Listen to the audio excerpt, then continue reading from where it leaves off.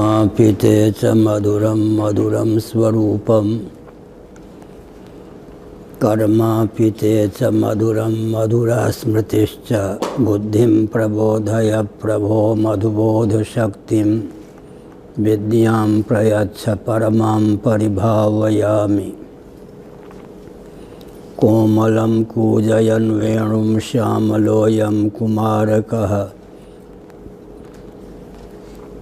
वेदवेद्यं परं ब्रह्म भासतां हृदये मम। कूजन्तं राम रामेति मधुरं मधुराक्षरम् आरुह्य कविता शाखां वन्दे वाल्मीकिकोकिलं। निगमकल्पतरोर्गलितं फलं शुकमुखादमृतद्रवसंयुतं पिबत भागवतं रसमालयं मुहुरहो रसिका भुवि भावुकाः। तृणादपि सुनीचेन तरोरपि सहिष्णुना अमानिना मानदेन कीर्तनीयः सदा हरिः। नारायणाखिलगुरो भगवन्नमस्ते शिवाय नमः। शिवलिंगाय नमः। तन्मे मनः शिवसंकल्पमस्तु। सर्वे भवन्तु सुखिनः।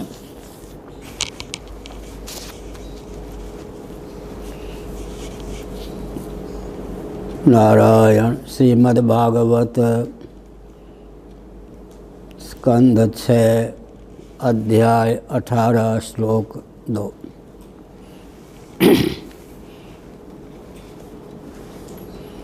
सिद्धिर्भगस्य भार्याङ्ग महिमानं विभुं प्रभुम् आशिषं च वरारोहां कन्यां प्रासूत सुव्रताम्। धातुः कुः शनिवाली राका चानुमतिस्तथा सायं दर्शमथ प्रातः पूर्णमासमनुक्रमात्। अग्निन् पूरयिष्यानाधत्त क्रियायां समनन्तरः चर्षणि वरुणस्यासीद्यस्यां जातो भृगुः पुनः। वाल्मीकिश्च महायोगी वल्मीकादभवत् किल। अगस्त्यश्च वसिष्ठश्च मित्रवरुणयोर्ऋषि रेतशिशि चतुः कुम्भे उर्वश्याः सन्निधौ द्रुतं। रेवत्यां मित्र उत्सर्ग वरिष्ठं पिप्पलं व्यधात्। पौलोम्यामिन्द्र आधत्त त्रीन् पुत्रानिति न श्रुतं। दयन्तमृषभं तात तृतीयं मेढुसं प्रभुः। उरुक्रमस्य देवस्य माया वामनरूपिणः कीर्तौ पत्न्यां बृहत्श्लोकस्तस्यासन् सौभगादयः। तत्कर्मगुणवीर्याणि काश्यपस्य महात्मनः पश्चाद्वक्ष्यामहे दित्यां यथा वावतारः। नारायण।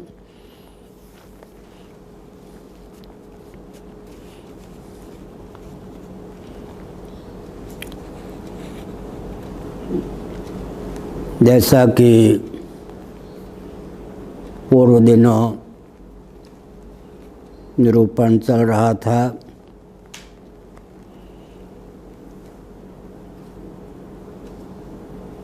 वैदिक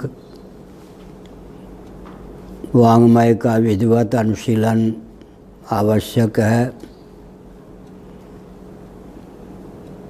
वेद सम्मत दर्शन का बोध हुए बिना सृष्टि की संरचना का रहस्य समझ पाना कठिन है। जब सृष्टि का रहस्य ही समझना कठिन है, तब इतिहास को भी विधिवत जान पाना दुरूह है। यही कारण है कि भौतिक विधा से जो इतिहास को परिभाषित करते हैं और उसके विशेषज्ञ भी माने जाते हैं, उन्होंने एक विचित्र शब्द की संरचना की है, प्रागैतिहासिक। इसका अर्थ है कि दर्शन ही जब इतिहास का रूप धारण करता है, तब देहात्मवादियों की दृष्टि में वह इतिहास गल्प, आख्यायिका या एक काल्पनिक समीकरण होकर सिद्ध होता है।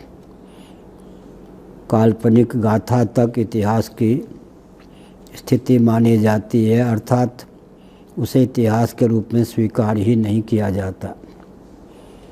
लेकिन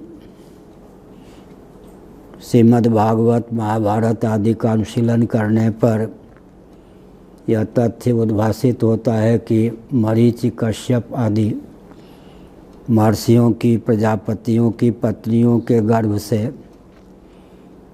न केवल देवता, दानव, धनुज, दैत्य आदि की उत्पत्ति हुई, बल्कि स्थावर प्राणियों की भी, पशु पक्षियों की भी उत्पत्ति हुई। तो एक विचित्र तथ्य है कि प्रजापतियों की पत्नियों में क्या क्षमता थी और प्रजापति में, कि उन्होंने केवल अपने अनुरूप ही संतान को उत्पन्न नहीं किया, स्थावर जंगम जितनी प्रजातियां हैं उनमें उपलक्षण विधा से मुख्य प्रजातियों को उन्होंने अपनी पत्नी के गर्भ से समुत्पन्न किया। इन सब को इतिहास न मानने पर अदूरदर्शिता की पराकाष्ठा होती है। इसलिए मैंने पहले कई बार इस तथ्य को उद्भासित किया कि छांदोग्य श्रुति के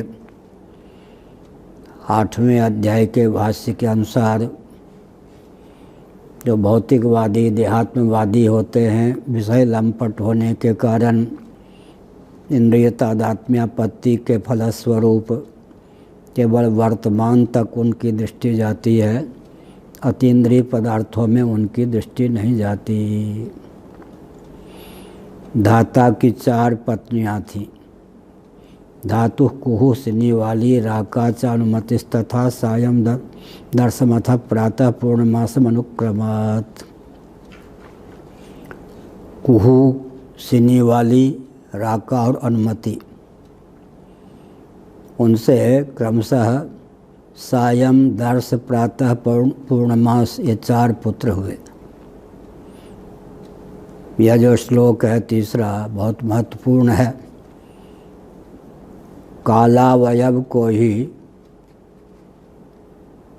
धातु ने अपनी 4 पत्नियों के गर्भ से उत्पन्न किया, बल्कि धातु की जो 4 पत्नियां थीं वो भी कालावयव के रूप में ही मान्य है। कुहू एक का नाम, सिनी वाली एक का नाम, राका एक का नाम, अनुमति एक का नाम। बहुत विचित्र तथ्य है। ज्योतिर्विदों के अनुसार विचार करें तो अमा का नाम कुहू है। सिनी वाली किसको कहते हैं? प्रतिपदा का नाम सिनी वाली है ज्योतिष के अनुसार। पूर्णिमा का नाम राका है। चतुर्दशी युक्त पूर्णिमा का नाम अनुमति है।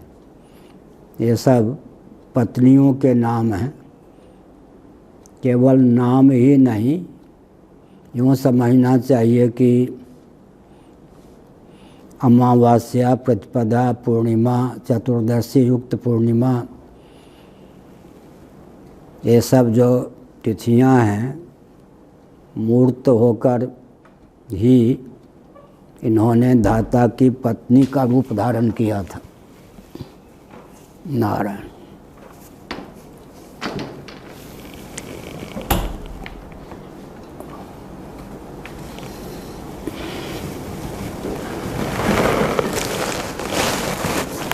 नारायण।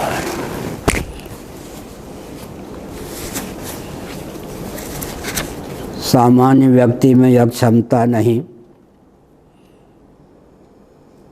कि अमावास्या को पत्नी बना सके, प्रतिपदा को पत्नी बना सके, पूर्णिमा को पत्नी बना सके, चतुर्दशी युक्त पूर्णिमा को पत्नी बना सके।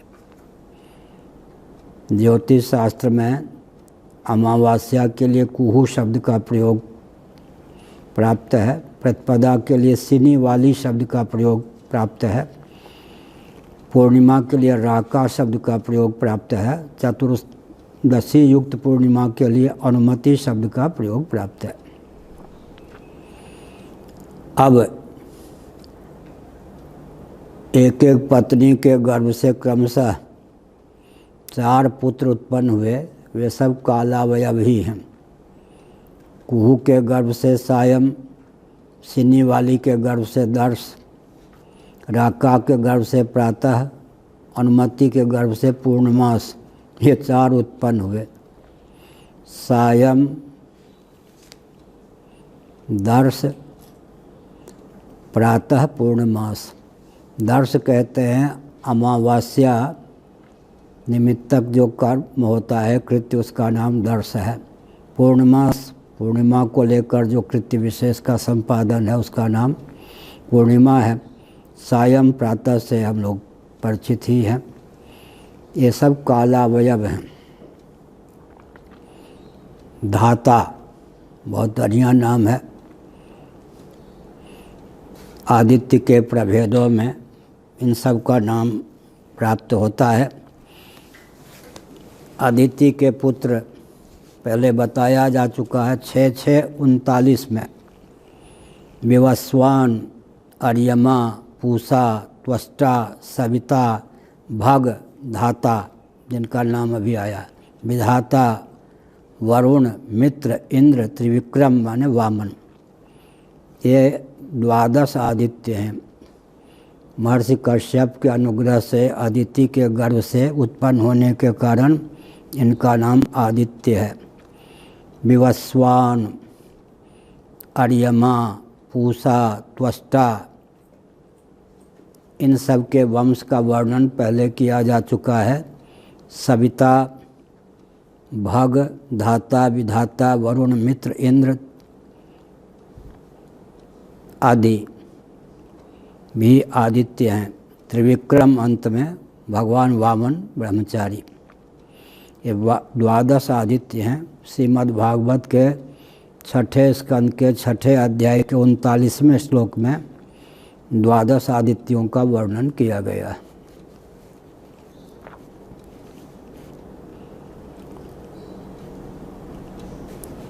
अब धाता के छोटे भाई का नाम विधाता, उनकी पत्नी का नाम क्रिया।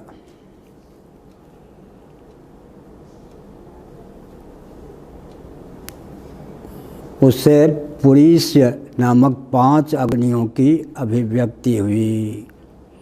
अग्नीन पुरीष्य नाधत्त क्रियायाम समनंतरः चर्षणी वरुणस्यासेद यस्याम जातो भृगुः पुनः। ये भी एक विचित्र बात है। विधाता की पत्नी का नाम क्रिया। ये सब भी कालवाचक ही हैं। पत्नी भी क्रिया है। काल के द्वारा क्रिया की सिद्धि होती है। विधाता भी कालवाचक ही हैं। इन दोनों के नाम से धारणा शक्ति और क्रिया के योग से अग्नियों की उत्पत्ति होती है। वायु और घर्षण दोनों मिल जाए तो अग्नि की निष्पत्ति हो जाती है। इतिहास के साथ साथ दर्शन और विज्ञान का प्रवाह भी यहाँ पर प्राप्त है। 5 अग्नियों को उत्पन्न किया।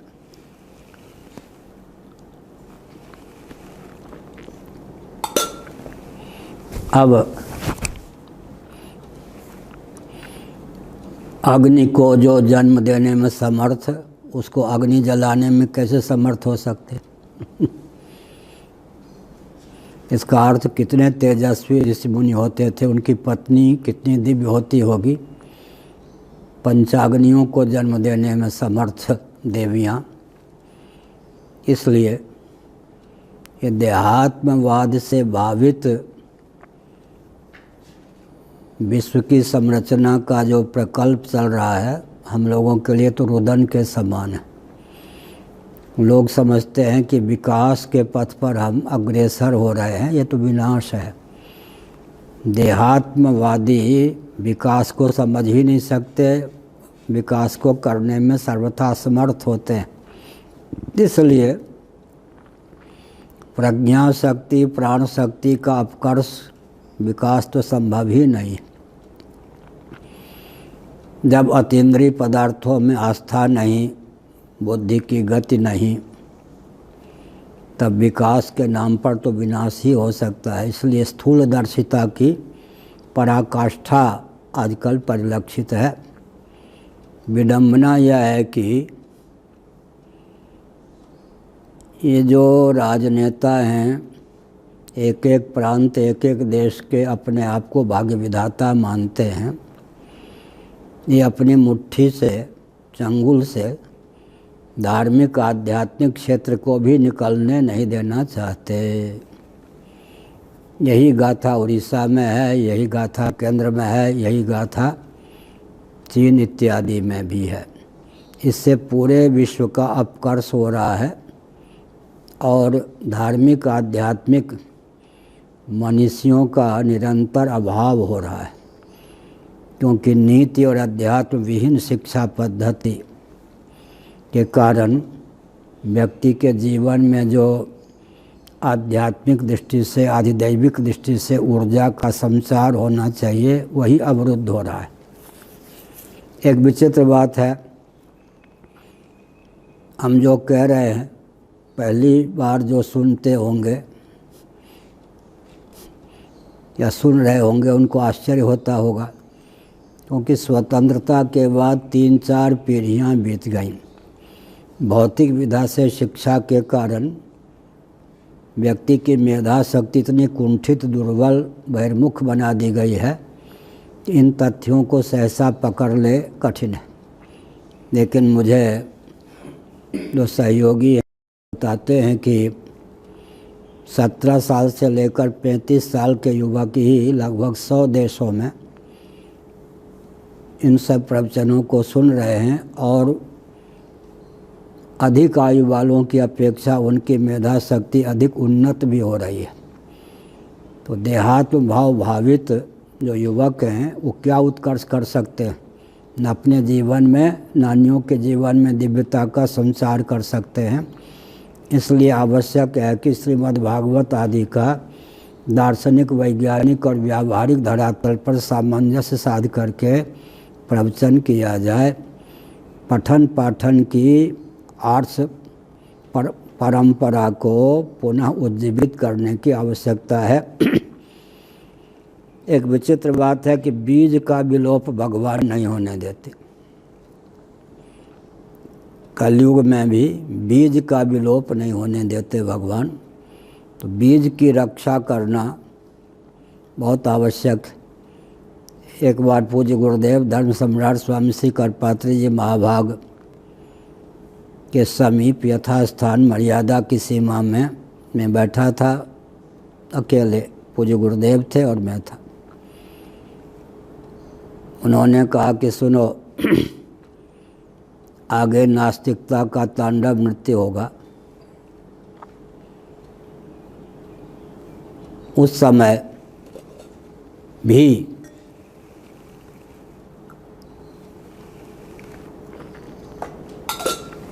नीति और अध्यात्म समन्वित अपने भावों को दृढ़तापूर्वक व्यक्त करना। कुछ लोग आक्षेप भी करेंगे, यह भी पूज्य गुरुदेव ने कहा कि क्या पुरानी बातें करते हैं। परंतु किसी की बात पर ध्यान मत देना, क्योंकि कलयुग में भी बीज की रक्षा भगवान को अभीष्ट है। बीज का विलोप भगवान को अभीष्ट नहीं है। उदाहरण बहुत अच्छा दिया कि कल के अंतिम चरण में भगवान कल्कि का अवतार होगा, तो वो ब्राह्मण कुल में उत्पन्न होंगे। भगवान कल्कि ब्राह्मण कुल में अवतार लेंगे, तो किसी वर्ण संकर के कुल में तो अवतार नहीं लेंगे। तो कलयुग के अंतिम चरण तक कोई ब्राह्मण परिवार वर्ण संकर, कर्म संकर होने से बचा रहेगा, तब तो भगवान कल्कि ब्राह्मण कुल में उत्पन्न होंगे। तो बीज की रक्षा के लिए प्रयत्न करते रहना, कितना भी कष्ट क्यों न प्राप्त हो। जो बीज की रक्षा के लिए प्रयत्न करते हैं, हम लोगों को तो नित्य का अनुभव है, उन्हें धन तो प्रायः मिलता नहीं, मान भी बहुत कम मिलता है, क्योंकि उल्टी हवा चलाना बीज के विलोप का भी जो प्रयत्न चल रहा है, वर्णाश्रम के प्रति, वेदादि शास्त्रों के प्रति आस्थान्वित कोई व्यक्ति ही शेष न रह जाए देह के नाश से जीवात्मा का नाश मानने वाले ही, देहात्मवादी ही शेष रह जाएं, और देहात्म भाव से भावित विकास ही परिभाषित हो, क्रियान्वित हो। ऐसी दशा में जो बीज की रक्षा के लिए प्रयत्न करेगा, उसे तो धन भी नहीं मिलेगा, मान भी गिने चुने व्यक्ति पारखी ही देंगे, लेकिन यह जीवन धन मान के लिए नहीं है। कल मैंने महाभारत के शांति पर्व का एक श्लोक पढ़ा था, आज जीविसो विद्याम यशः कामौ समन्ततः ते सर्वे नृप पापिष्ठा धर्मस्य परिपंथिनः। समन्ततः शब्द का प्रयोग किया गया है। अपनी विद्या कला का योग केवल धन मान के लिए ही प्रयोग विनियोग करते हैं, वे सब पापिष्ठ हैं, अव्वल दर्जे के 1 नंबर के पापी हैं और धर्मद्रोही हैं। रोंगटे खड़ा कर देने वाला ऋषि का यह वचन है। इस दृष्टि से तो देखते हैं तो जितनी भी शिक्षा पद्धति है, शिक्षण संस्थान जितने हैं, सब के सब धर्मद्रोह के केंद्र सिद्ध हो जाते हैं। गिने चुने व्यक्ति ही धर्मद्रोही सिद्ध नहीं होंगे। आज जीविसवो विद्याम यशः कामौ समन्ततः, धन मान के लिए ही जो पूर्ण रूप से अपनी विद्या का, कला का उपयोग और विनियोग करते हैं, वे सब पापिष्ठ हैं, धर्मद्रोही हैं। तो जहाँ सब पापिष्ठ ही तैयार किए जाते हों, धर्मद्रोही ही तैयार किए जाते हों, वहाँ धर्म की गाथा, अध्यात्म की गाथा गाने वाला प्रबल प्रारब्ध से ही रोटी प्राप्त कर सकता है और गिने चुने पारखी व्यक्ति के ही सम्मान का केंद्र बन सकता है। लेकिन उसमें भी पूज्य गुरुदेव ने एक हमको रामबाण दिया। पढ़ाते समय उन्होंने कहा कि भविष्य में नास्तिकता का तांडव नृत्य होगा, उस समय तुम श्रुति, युक्ति, अनुभूति तीनों में सामंजस्य साध कर लिखना, बोलना। इसके लिए अभी से पर्याप्त प्रयास कर लो। अभी से श्रुति, युक्ति, अनुभूति में सामंजस्य साध कर लिखो, बोलो। इसका अर्थ हुआ दर्शन, विज्ञान, व्यवहार तीनों में सामंजस्य साध कर व्यक्ति बोलेगा, लिखेगा तो पारखी व्यक्तियों की कमी नहीं है। वे पारखी व्यक्ति अंतर्मुख हो जाएंगे और समझेंगे कि वास्तविक मार्ग यही है। बौद्धों का एक वचन मुझे बहुत प्रिय है, तत्व पक्षपातो ही स्वभावो धियाम। बुद्धि का स्वभाव है तथ्य का, सत्य का, वस्तु स्थिति का पक्ष लेना। इसका अर्थ अगर कोई श्रुति, युक्ति, अनुभूति का आलम्बन लेकर, दूसरे शब्दों में दर्शन, विज्ञान, व्यवहार में सामंजस्य साधकर बोलता है, लिखता है, व्यवहार करता है, तो सामने वाले के हृदय पर उसका प्रभाव पड़े बिना नहीं रह सकता। इसलिए यहाँ बहुत ऊंची बात है। दाता की 4 पत्नियाँ थीं, कुहू, सीनी वाली, राका, अनुमति। उनसे सायं, दर्श, प्रातः, पूर्णिमा से 4 पुत्र उत्पन्न हुए। सायं काल को भी क्या हम मानते हैं अभी संध्या की वेला है या नहीं? इस संध्या की वेला के अधिष्ठात्री जो देव हैं, कालावयव के अधिष्ठात्री जो देव हैं, वो चेतन। अमा संबंधी कृत्य का नाम दर्श है, दर्श नामक जो कर्म, उसके भी अधिष्ठात्री जो देव हैं वो चेतन हैं। प्रातःकाल से हम लोग परिचित हैं, उसके भी अधिष्ठात्री देव चेतन हैं। पूर्णिमास से हम लोग पूर्णिमा की तिथि के अनुरूप जो कृत्य का निर्वाह किया जाता है, उसके भी देवता चेतन ही हैं। तो इसका मतलब कालावयव को भी आधिदैविक धरातल पर चेतन मानकर उनको जन्म देने वाले आदर्श गृहस्थ कितने उत्कृष्ट रहे होंगे, यह एक विचित्र बात। आगे मैंने कहा कि धाता के लघु भ्राता अनुज विधाता, बात ठीक ही है। उनकी पत्नी क्रिया थी, उसके गर्भ से पुरीष्य नामक 5 अग्नियों की उत्पत्ति हुई।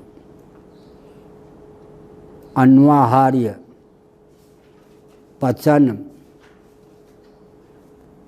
दक्षिणाग्नि, गार्हपत्य, आहवनीय, सभ्य, आवसथ्य, ये 5 अग्नियों के नाम हैं। मुरारी बापू ध्यानपूर्वक सुनिए, अग्नियों के कितने भेद हो गए। संस्कार के भेद से एक ही अग्नि तत्व के 5 भेद हो जाते हैं। अन्वाहार्य, पचन जिसको दक्षिणाग्नि भी कहते हैं, गार्हपत्य, आहवनीय, सभ्य, आवसथ्य, इन 5 को मिलाकर के एक शब्द कहें तो पुरीष्य शब्द की निष्पत्ति होती है। पुरीष्य नाम के 5 अग्नियों की उत्पत्ति हुई। अब अग्नि शब्द देखिए, औ गौ नि, अग्नि, अग्नि शब्द की निष्पत्ति कैसे होगी? औ गौ नि। अग्नि शब्द का उच्चारण करने पर ही 3 अग्नियों का हमको बोध हो जाता है। आहवनीय, औ गौ, गार्हपत्य, नि, दक्षिणाग्नि। औ से अगर अन्वाहारी भी ले लेते हैं तो 4 अग्नियों का ज्ञान हो गया। अग्नि शब्द भी जैसे कहते हैं ना भाजपा आदि भाजपा, अग्नि, औ माने आहवनीय, अन्वाहार्य भी कह सकते हैं। और क्या है? गौ, गार्हपत्य, नि, दक्षिणाग्नि, अंतिम ले लिया। अग्नि शब्द का उच्चारण करने पर ही 3 अग्नियों की सिद्धि हो जाती है, उसी में अन्वाहार्य का भी अंतर्भाव हो जाता है। तो ये 5 अग्नि, इन अग्नियों का जो समुदाय है उसी का नाम पुरीष्य है। अग्नि 5 प्रकार के, 5 प्रकार की अग्नियों को देवी ने उत्पन्न किया, यह अभिप्राय। क्रिया, बढ़िया पत्नी का नाम था क्रिया। क्रिया का संपादन अग्नियों के बिना संभव नहीं है। क्या? क्रिया की सिद्धि लौकिक उत्कर्ष और पारलौकिक उत्कर्ष क्रिया पर निर्भर है, और क्रिया की सिद्धि बिना अग्नि के संभव ही नहीं है। और अग्नियों के 5 प्रभेद हैं, 5 का संवेद स्वरूप ही पुरीष्य है। इस प्रकार विधाता धारणा शक्ति से युक्त और क्रिया शक्ति से युक्त क्या अर्थ हो गया? प्रज्ञा शक्ति, प्राण शक्ति से युक्त व्यक्ति के जीवन में तेजस्विता की अभिव्यक्ति होती है। उसके जीवन में तेजस्विता की अभिव्यक्ति होती है, माने अग्नि से उद्दीप्त उसका जीवन होता है। अग्नि के 5 प्रभेद का वर्णन मैंने किया।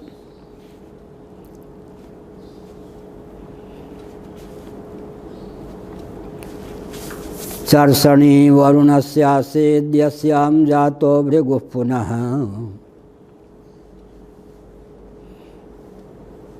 वरुण जी की पत्नी का नाम चर्षणी था। चर्षणी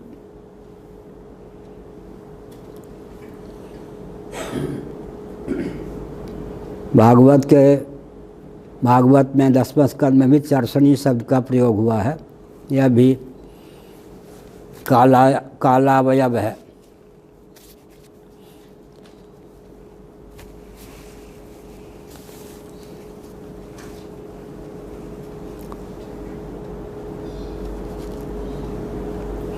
वरुण जी की पत्नी का नाम चरसणी था, उससे भृगु जी ने पुनः जन्म लिया लीलापूर्वक। इसके पहले वो ब्रह्मा जी के पुत्र थे भृगु जी, ये भृगु जी ब्रह्मा जी के पुत्र थे। कारक कोटि के होने के कारण वरुण जी की पत्नी के गर्भ से उन्होंने जन्म लिया।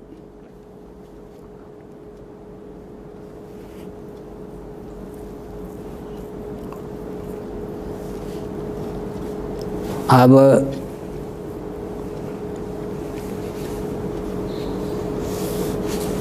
वाल्मीकिश्च महायोगी वाल्मीकाद अभवत् किल अगस्त्यश्च वसिष्ठश्च मित्रा वरुणयोर ऋषि। महायोगी वाल्मीकि जी वरुण के पुत्र थे। लो स्वयं वाल्मीकि रामायण में वाल्मीकि जी का वचन है, नाम मात्र से मैं ब्राह्मण हूँ, जन्म मेरा ब्राह्मण कुल में हुआ है, संसर्ग वसात में कुछ और ढंग का आचरण करने लगा। द्विजत्वम में वाल्मीकि जी ब्राह्मण कुल में उत्पन्न हुए थे, वरुण के पुत्र थे। आज इतिहास को भी विकृत किया जाता है। हम केवल ब्राह्मण क्षत्रिय नहीं, सबके पक्षधर हैं, लेकिन जिन सत्पुरुषों का जन्म ब्राह्मण कुल में हुआ स्वीकार करना चाहिए, ब्राह्मण कुल में हुआ, क्षत्रिय कुल में हुआ स्वीकार करना चाहिए, वैश्य कुल में हुआ स्वीकार करना चाहिए, शूद्र कुल में हुआ स्वीकार करना चाहिए, और अंत्यज कुल में हुआ स्वीकार करना चाहिए। एक से एक धर्मव्याध हुए या नहीं। जिस कुल में जो व्यक्ति उत्पन्न हुआ है अपने आचरण से उद्दीप्त है, उसका सम्मान हमारे यहाँ होता है। भगवान वेदव्यास ही नहीं, भगवान श्री कृष्ण भी विदुर जी का सम्मान करते थे या नहीं। संजय सूत थे, उनका सम्मान होता था या नहीं। धर्मव्याध का कितना महत्व था। उनके पास ब्राह्मण भी नीति अध्यात्म की शिक्षा लेने पहुंच गए। गुणग्राहकता हो लेकिन इतिहास में विकृति ना आवे, इसका ध्यान रखना चाहिए।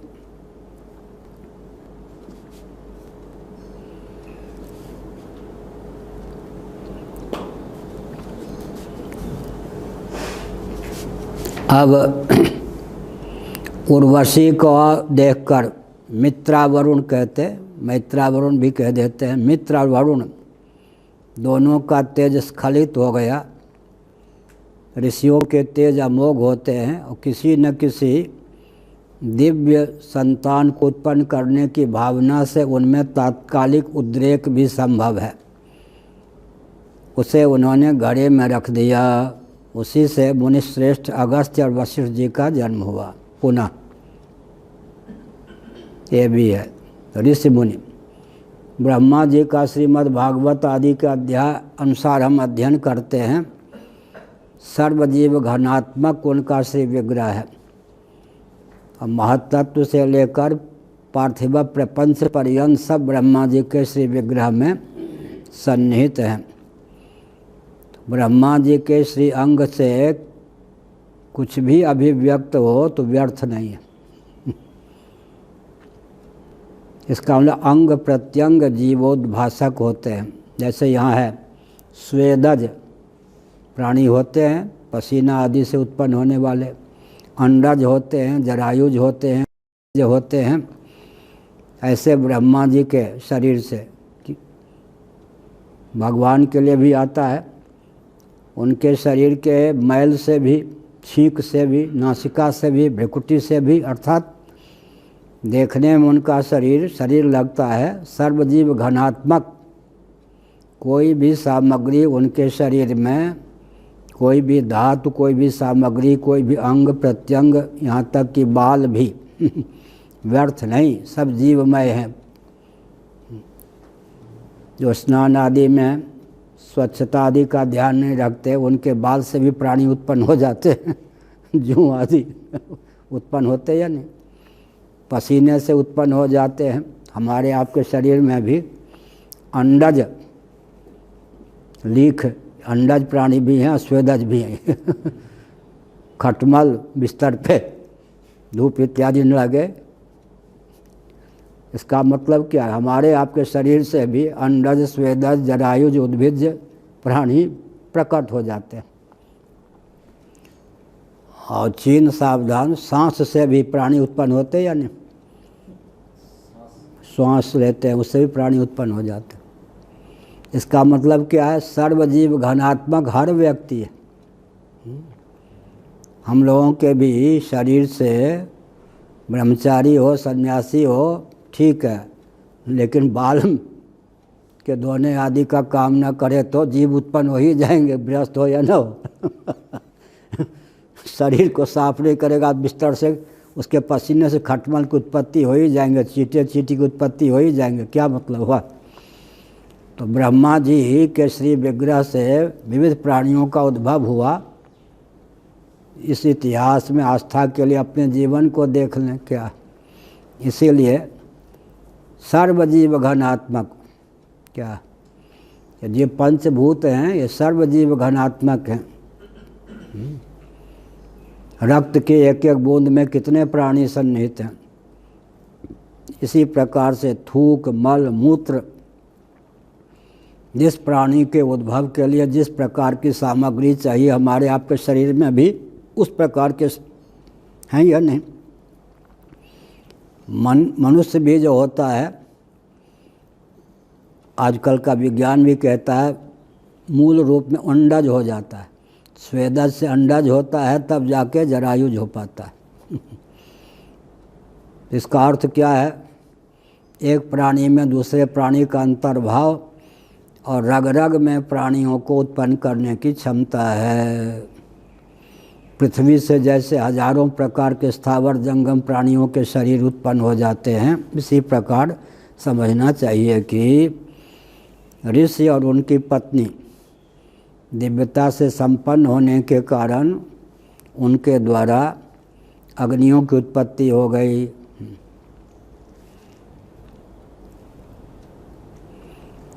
अब वो वरुण जी, तो जल से भी अग्नि की उत्पत्ति होती है, अग्नि से भी जल की उत्पत्ति होती है, दोनों है।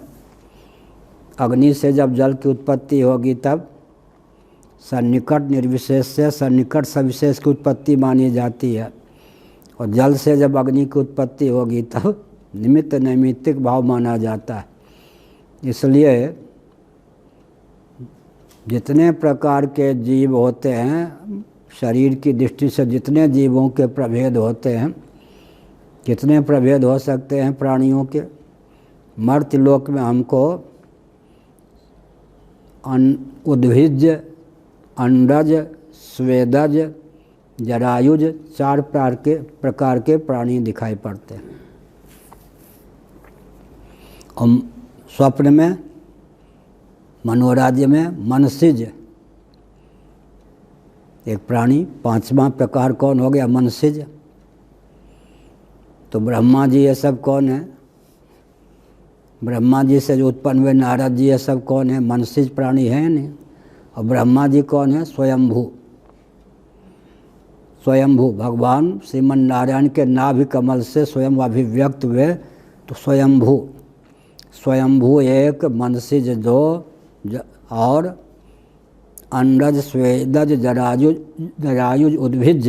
यह प्राणियों के 2 भेद हैं, मुख्य स्थावर जंगम। लेकिन जंगम प्राणियों के भी अंडज स्वेदज उद्भिज मनसिज स्वयंभू प्राणी। स्वयंभू प्राणी जो होते हैं सबसे उत्कृष्ट होते हैं। ब्रह्मा जी स्वयंभू हैं, माता पिता की अपेक्षा नहीं। ऐसे स्वप्नावस्था में अन्य जो शरीर दिखाई पड़ते हैं प्राणी, वो सब मनसिज होते हैं और स्वयंभू भी हो जाते हैं, स्वयं अभिव्यक्त हो जाते हैं। यह तेजस जो है स्वयंभू है। तो स्वप्नावस्था में स्वयंभू प्राणी भी होते हैं, मनसिज भी प्राणी होते हैं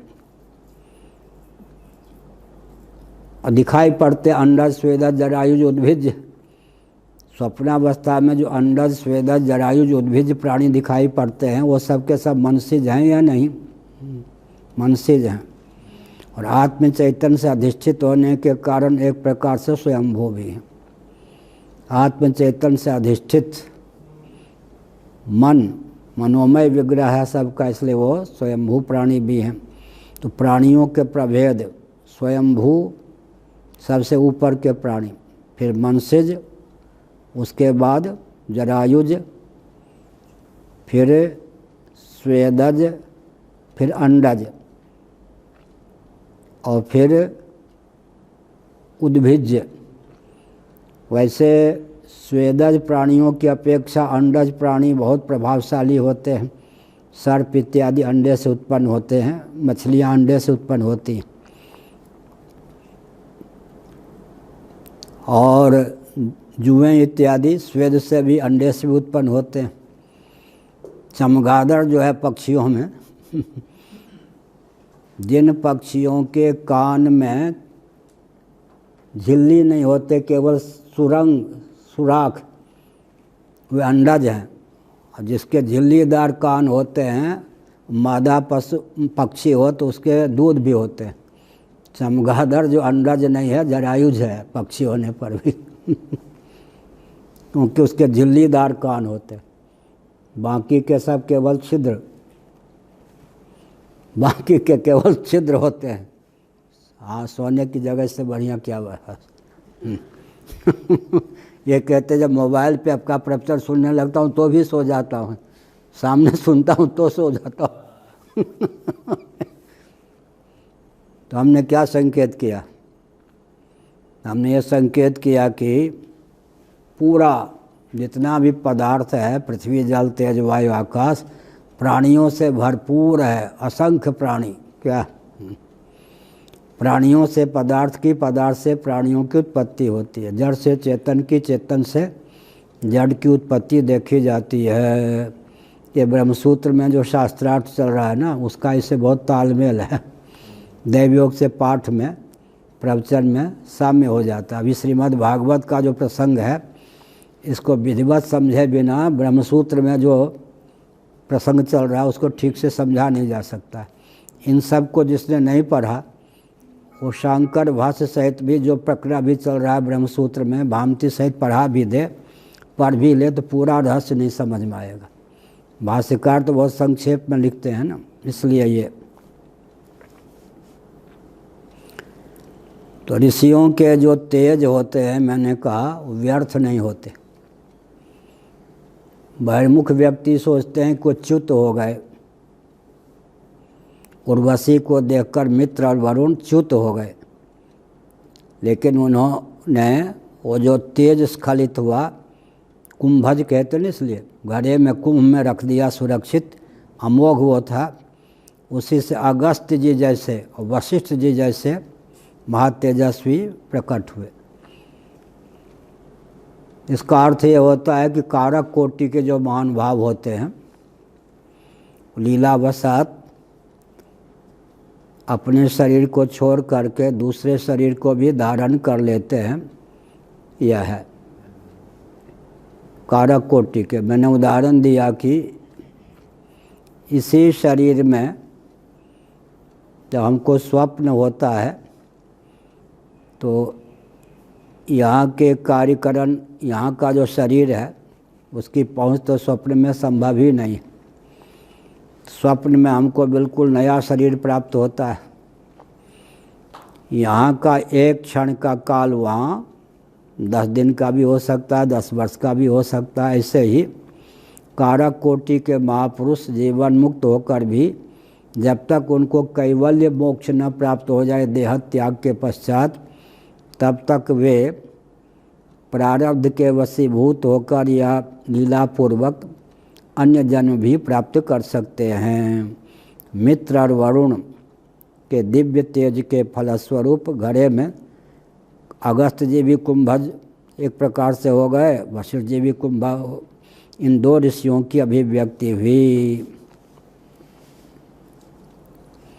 अब मित्र की पत्नी रेवती, बढ़िया, मित्र हमारे पूज्य बड़े भाई ने हमको यज्ञोपवीत संस्कार के समय गायत्री मंत्र की दीक्षा दी, संध्या वंदन सिखाया। चक्षुर मित्रस्य, मित्र शब्द का प्रयोग हुआ तो मैंने कहा मित्र किसका नाम है?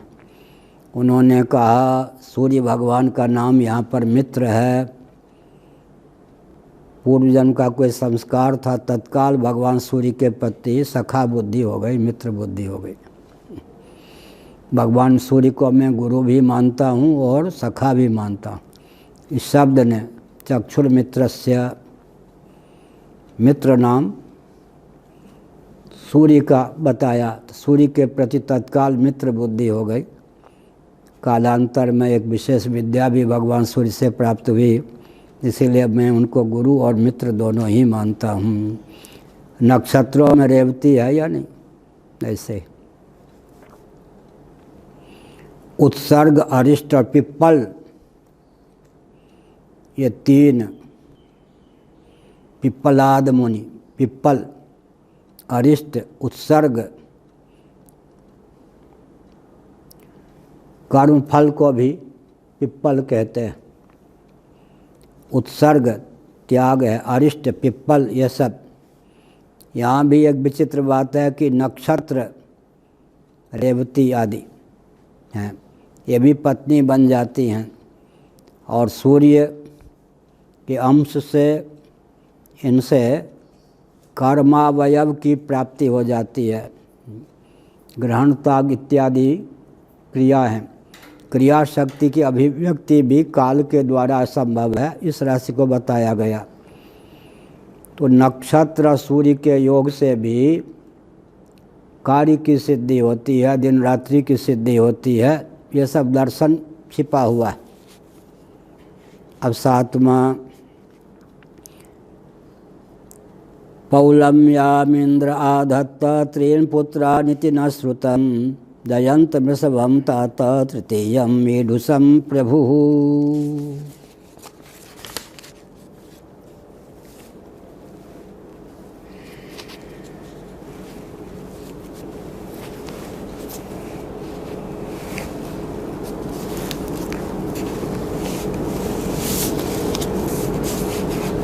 सातवां,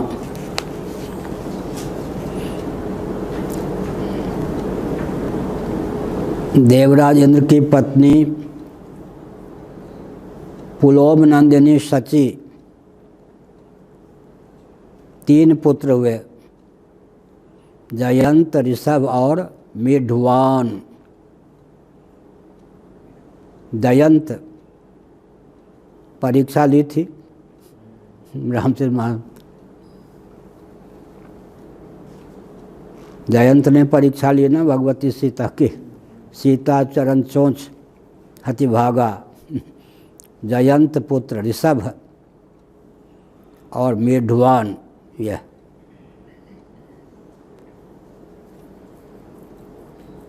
शची, इंद्र और शची के योग से जयंत, ऋषभ और मेढुवान। इसका अर्थ क्या होता है? इंद्र जो हैं ये तेज के एक प्रकार से अधिदैव हैं, शची भी तेज के अवयव ही है। उन दोनों के संयोग से तेजस्विता संपन्न, दिव्य गति संपन्न जयंत, ऋषभ और मेढुवान, ये सब बल और तेज दोनों के द्योतक हैं। तीन पुत्रों की प्राप्ति हुई।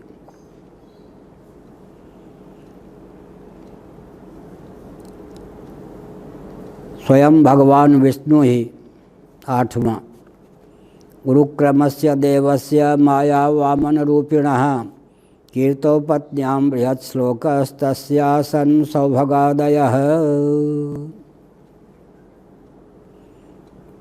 बलि पर अनुग्रह करने के लिए इंद्र को पुनः राज्य देने की भावना से मायापूर्वक स्वेच्छापूर्वक उपेंद्र वामन के रूप में अभिव्यक्त हुए। उन्होंने 3 पग में त्रिलोकी को नाप लिया। पत्नी का नाम कीर्ति, उससे बृहत श्लोक नामक पुत्र हुआ। उससे सौभग आदि कई संतानें हुई। कीर्ति के अर्थ में बृहत श्लोक, जिसकी कीर्ति विस्तृत हो, यह है। यह सब भी अन्वर्थ है।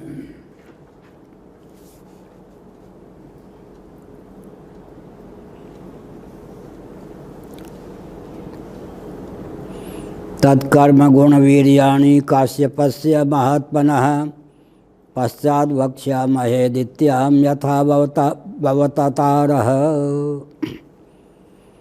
भगवान सुखदेव जी ने परीक्षित से कहा, कश्यप नंदन भगवान वामन अदिति के गर्भ से क्यों उत्पन्न हुए, इस कथा का विस्तार पूर्वक मैं आगे वर्णन करूँगा। उनके दिव्य पराक्रम का। वामन श्रुति को सार्थक करने के लिए कई अवतार होते हैं।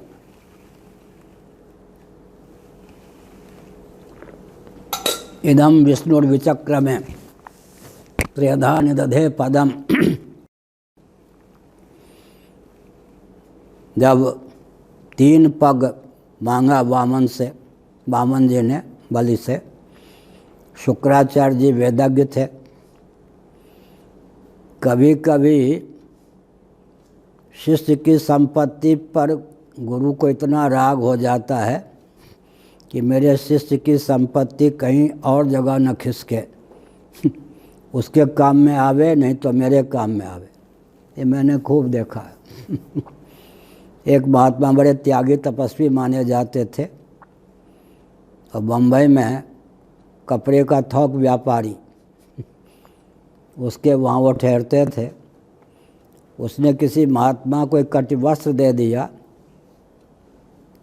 तो त्यागी तपस्वी महात्मा को बहुत कष्ट हुआ। क्या अर्थ है? शिष्य की अपनी संपत्ति पर उतनी आसक्ति नहीं होती जितनी कि उसके गुरु की उसकी संपत्ति पर आसक्ति होती।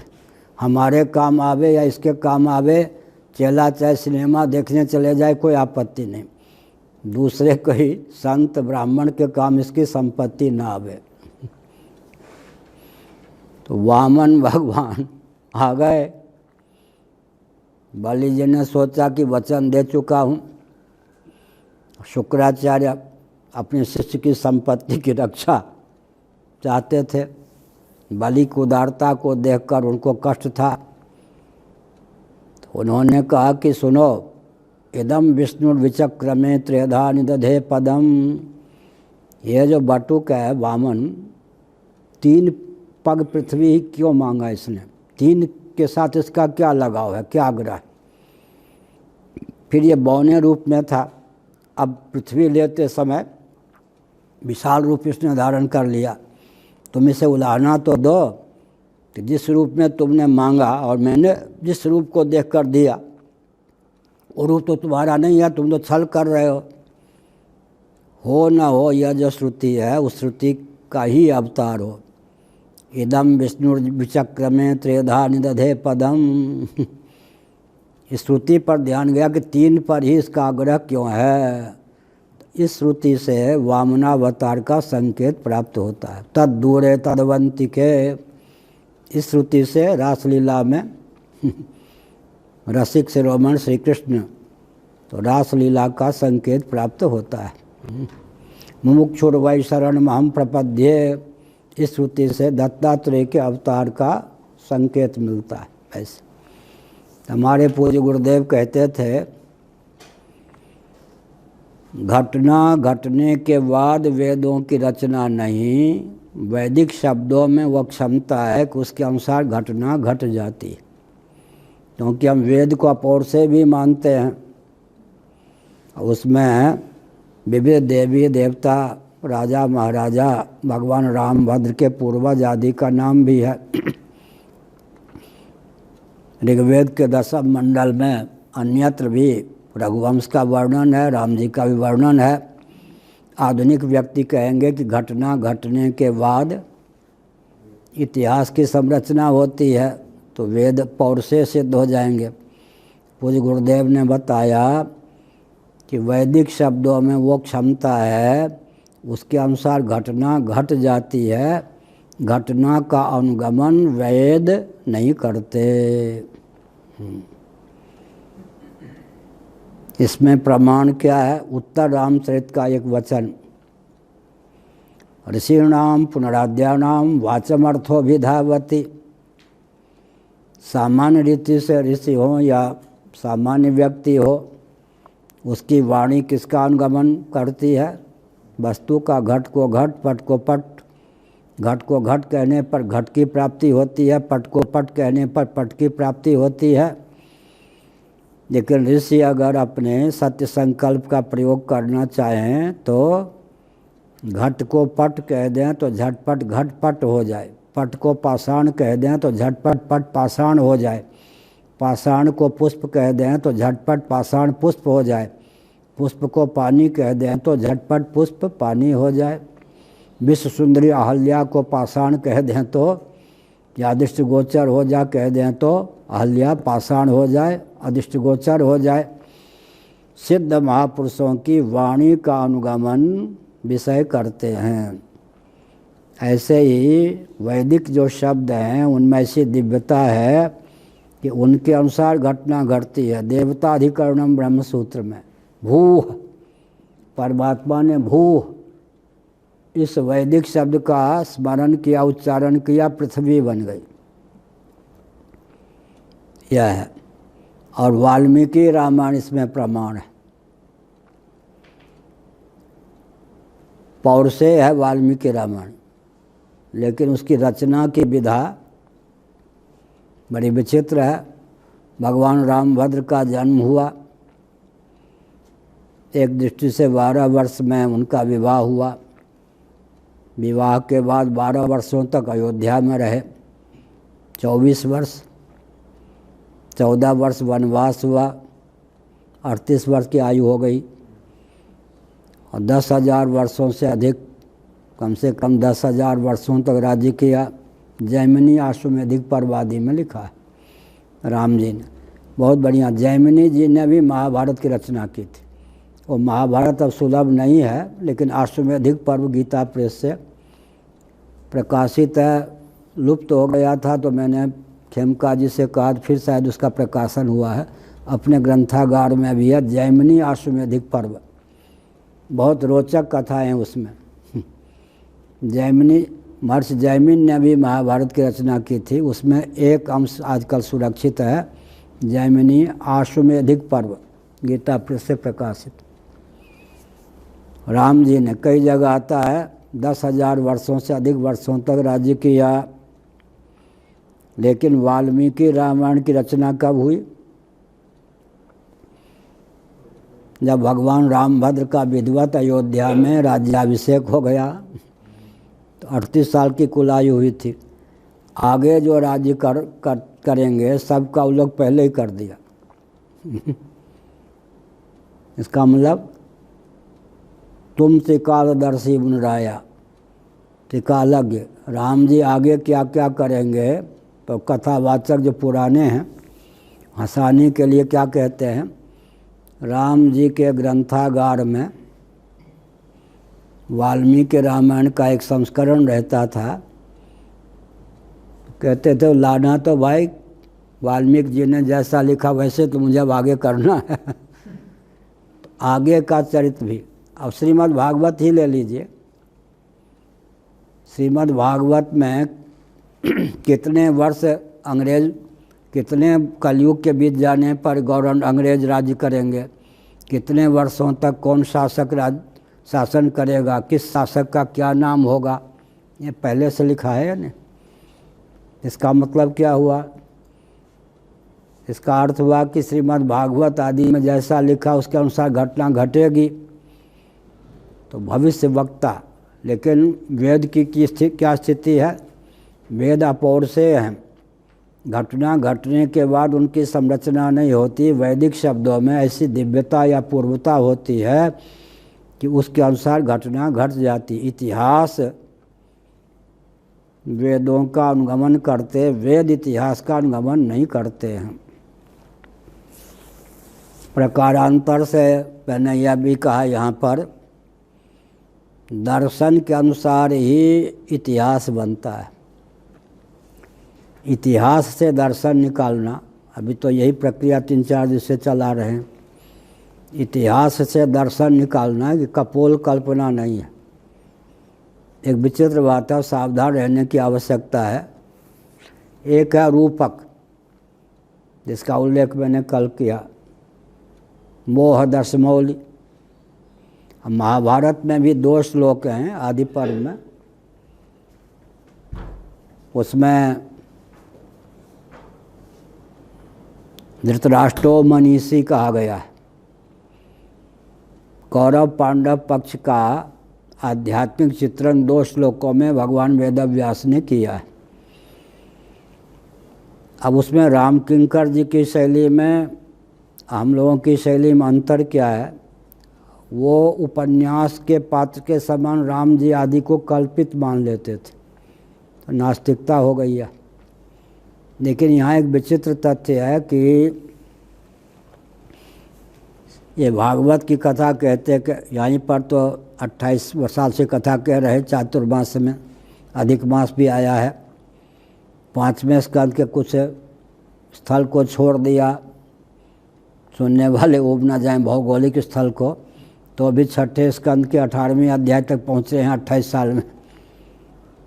तो हमने क्या संकेत किया? हमने यह संकेत किया कि रूपक नहीं समझना चाहिए, लेकिन जो दर्शन है वो इतिहास बन जाते हैं। दर्शन के अनुसार सृष्टि की संरचना होती है। दर्शन के रहस्य को हृदयंगम कराने के लिए ही तो सृष्टि बनी है। उपाय स्ववताराय। इतिहास में भी क्या चीज़ है? देश काल वस्तु और व्यक्ति, इन्हीं के चित्रण का नाम तो इतिहास होगा ना। तो देश के जो प्रभेद हैं, ऊर्ध्व अधः प्राची प्रतीची आदि, इनके भी अवतार का वर्णन है। काल के अवतार का वर्णन हो ही रहा है। और ऋगादि वेद, अक्षर, वर्ण, शब्द के भी, छंद के भी अवतार का वर्णन हो ही रहा है। कालावयव का भी अवतार का वर्णन हो ही रहा है। और अधिदैव तो साक्षात अवतीर्ण होते ही हैं। इसका मतलब क्या हुआ? यह जो अवतारवाद है ये अद्भुत चीज़ है। किसका अवतार नहीं हो सकता? लेकिन एक विचित्र बात है, मान लीजिए अतीन्द्रिय नेत्र इंद्रिय का अवतार हो गया, तो अतीन्द्रियता नेत्र की अपने स्थान पर जो के त्यों बनी रहेगी। और नेत्र इंद्रिय में जो चमत्कृति है उसके अवतार में प्रतिष्ठित रहेगी, यही ना।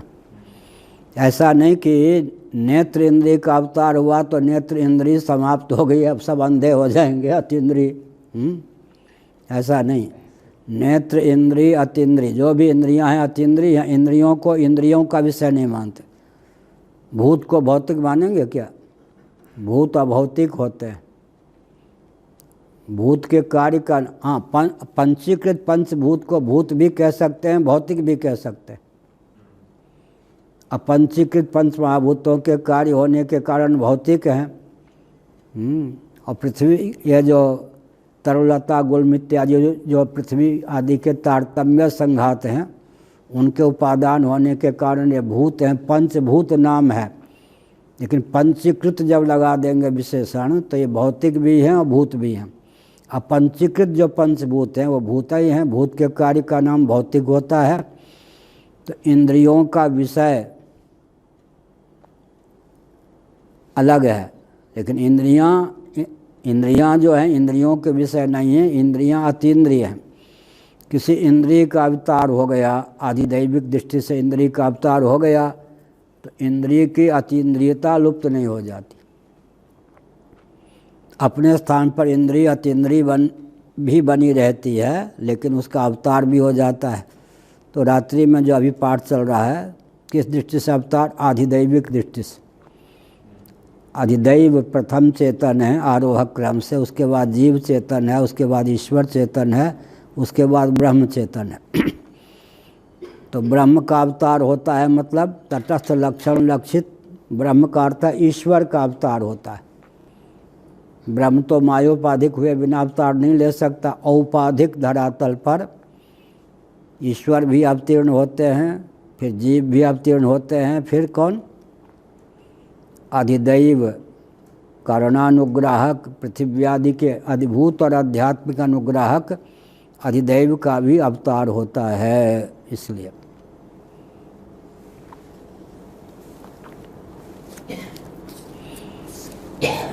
श्री राम जय जय राम,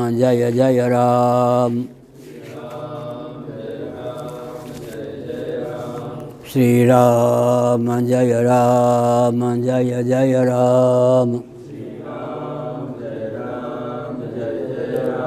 धर्म की अधर्म का प्राणियों में विश्व का गौ माता की गो हत्या भारत सर्वभूत हृदय धर्म सम्राट श्री स्वामी करपात्री जी महाराज की, श्री जगन्नाथ महाप्रभु की, श्री बलभद्र महाप्रभु की, भगवती सुभद्रा देवी की।